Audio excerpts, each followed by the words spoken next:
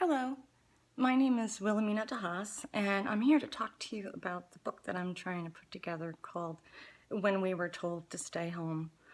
I'm excited about this project. I'm a little nervous. I don't quite know how I'm going to go about this. I've had some very positive feedback about it. I'm just going to go along with it and see what happens, but I'm really hoping for a good outcome.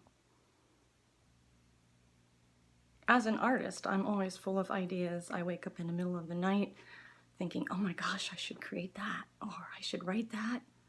It can be very irritating because then I can't fall back asleep. But my ideas always come in the middle of the night, which is kind of weird. But I guess that's the mind of an artist.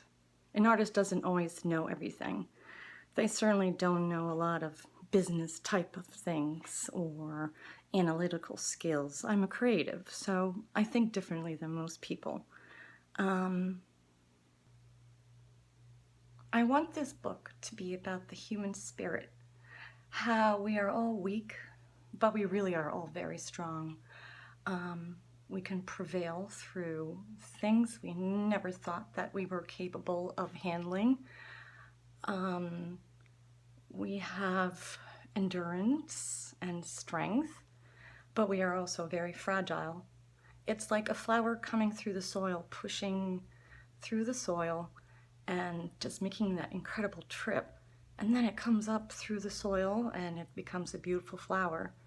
And then comes the rainstorm or a good breeze and knocks the flower down. But hopefully the roots are still there and will regrow a new flower.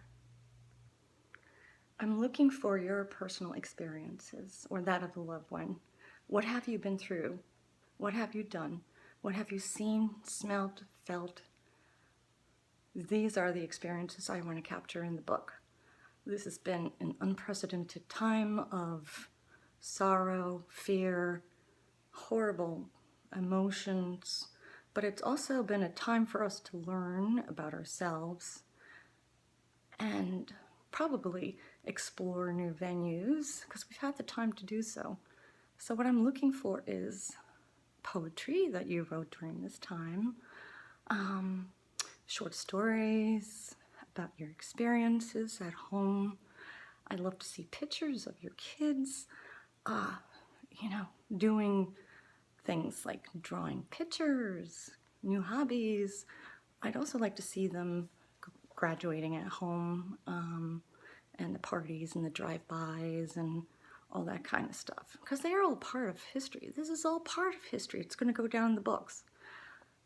That's what's so unique about this. This is an opportunity for all of us to have a mark on history. A couple of years ago, there was a terrorist attack in Paris, and lots of people died. It was absolutely horrific.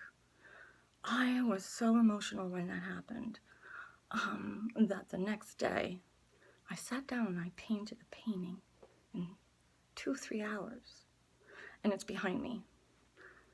It's the Seine River with the Eiffel Tower, and in the background we have the souls of the poor people who left Earth that day.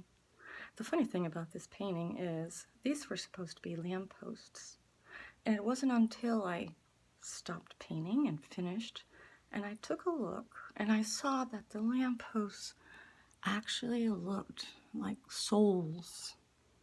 Why am I mentioning this? Because I created this at the spur of the moment when it was happening.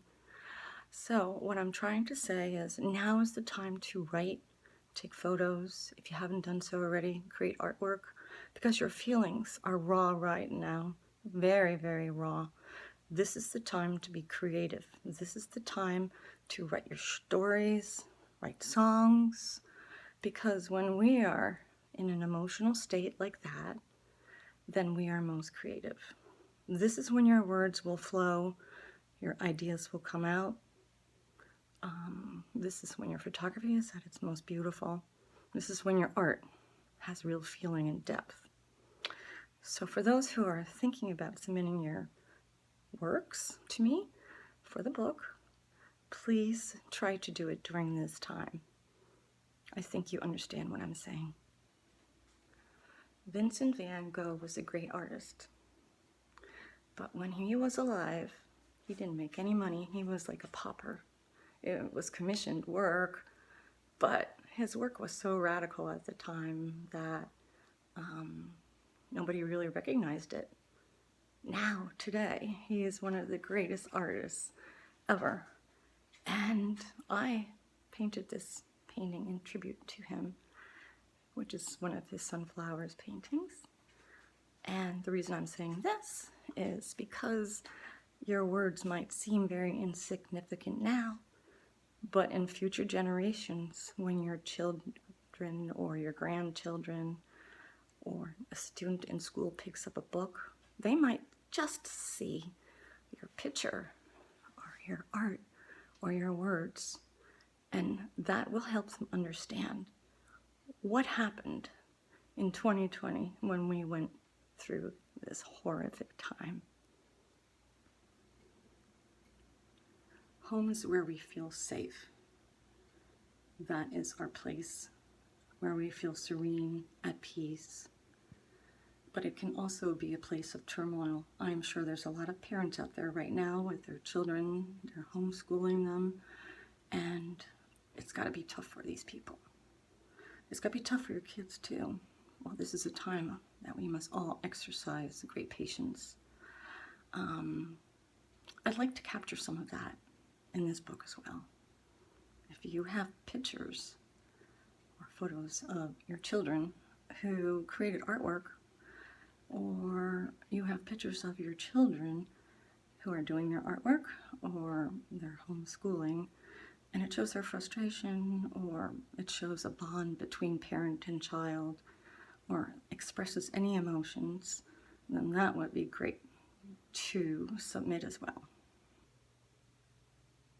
I am not good at the spoken word because I'm actually a Dutch gal and my first language is Dutch. So it takes me a little while to form my words.